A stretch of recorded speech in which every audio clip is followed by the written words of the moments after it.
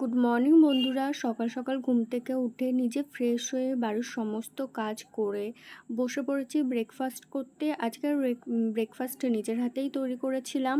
আজকের ব্রেকফাস্টে আছে ভেজ স্যান্ডউইচ, নিজের হাতেই তৈরি করেছি, তাই তো ভালো তো হবেই। সত্যি ভালো হয়েছিল আর খেতে দারুণ ছিল সত্যি কথা বলতে। তারপর চান টান করে একটু মুখে মেখে নিয়েছিলাম দই, কারণ প্রচুর পরিমাণে মুখে ট্যান পড়ে গেছিলো, তাই মুখে একটু দই মেখে নিয়েছিলাম। মুখে দইটা শুকিয়ে গেলে তুলে নিয়ে পুজো টুজো দিয়ে করতে বসবো লাঞ্চে আজকের আছে পেঁপের তরকারি, পটল ভাজা, ডিমের কারি, থানকুনি পাতা বাটা। চলো তাহলে লাঞ্চটা সেরে নিই। সন্ধেবেলায় বানিয়েছিলাম একটু পিৎজা। সত্যি কথা বলতে সন্ধেবেলা হলেই না মানে কী খাবো একটু মন চায়, তাই বাড়িতেই বানিয়ে নিয়েছিলাম পিৎজা। চলো ততক্ষণ আমি পিৎজা খাই, তোমরা আমার চ্যানেলটাকে সাবস্ক্রাইব করে দিও। Tata, bye bye.